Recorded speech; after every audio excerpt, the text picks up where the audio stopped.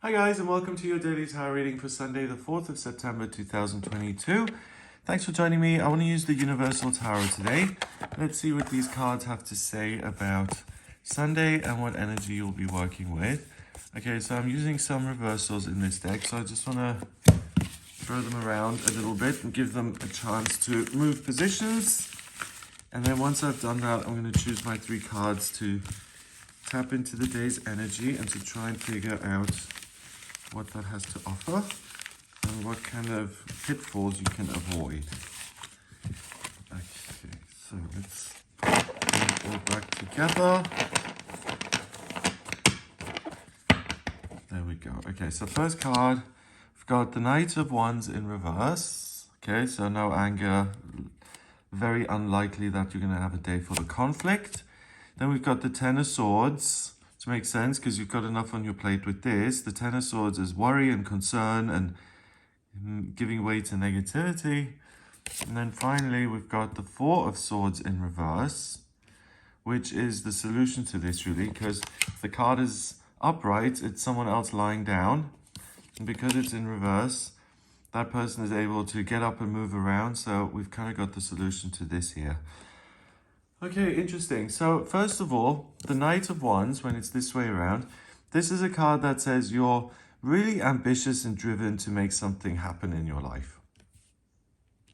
You either want to build something, or you want to have a breakthrough, or you want to pursue something that exists externally outside of yourself. And the Knight of Wands is very ambitious and energized when it comes to pursuing what it is he wants. He doesn't shy away from conflict. If he doesn't get what he wants, he gets angry and he does fight in order to get where he wants to be. So the whole card is someone who's very ambitious, who's driven to succeed, who's goal-oriented, who's not particularly compassionate, and who's very driven to kind of prove something. So it's not someone you really want to mess with. They're unpredictable, explosive, self-focused, and there's a lot of energy that's being poured into the Knight of Wands. So kind of opposing him is a bit of a problem. So with this card being upside down, it's really the opposite to all of that. It's the ability to relax and not to feel driven all the time to achieve something big. It's the understanding that, yes, you too need to recharge your batteries once in a while. That you're able to sit back and just enjoy life and to watch a sunset and to take a breath and to take a moment to chill and relax. If there is anything that creates conflict, you're very unlikely to engage with that. You're much more likely to simply turn your back and to walk away from it. You're able to enjoy a multitude of things because you're not just focused on making one thing happen. So you can kind of socialize and then go for a walk and write and really pursue a multitude of things that bring you joy. And the main thing I'm getting is that there's no sense of internal pressure here. Like you have to make it, you have to do something, you have to achieve. So, you know, that inner kind of taskmaster is on, it has been switched off today, and it gives you the ability to chill a little bit. Okay, so then with the Ten of Swords, the Ten of Swords is the highest card in the suit of swords. Swords has to do with the element of air, its perception, its thinking, its decisions, and it's a masculine element. So it's the things that I say, the things that I decide. Now, here we've got a person lying down and he's been stabbed by these 10 swords and he's not moving. So he's kind of pinned down, he's stuck. And it's almost like his thinking, his negative thinking has conspired against him and has now turned on him and attacked him. It's his past decisions are coming back to haunt him, his bad decisions, and they're making him feel immobile and paralyzed. It's really a card that says you've hit rock bottom in your life, often in the sense of your real life isn't working, so your relationships and your work and stuff. But I feel today much more it's about hitting rock bottom mentally, because you're being haunted and intrusive thinking and guilt tripping and all that stuff is being done to the self, and it can really put you in a position where you're completely immobilized with regret and fear. So these contradict each other, because this is saying there's no pressure on you, you can relax, you can enjoy everything you've built so far. But then this is saying that there's some sort of dark cloud that moves in that makes you feel very critical about your past and where you've come from and where you're at in life now. And then finally this card, the Four of Swords. So when the card is this way around, it's about asking for help. It's about taking time out. It's about contemplation. It's about saying, hey, universe, I'm about to ride into battle. Give me guidance, support me, give me strength so that I can go through this and come out of it the other side and show me the way. So it's someone preparing for something big. It's a big task has to be undertaken. So again, with this card being in reverse, it says there's nothing huge that's kind of dangling over you like a sword of Damocles. There's nothing that ought to make you feel super pressured. And really what's revealed, I think, on this day is your own tendency to really KO yourself and to beat yourself up with your own negative thinking.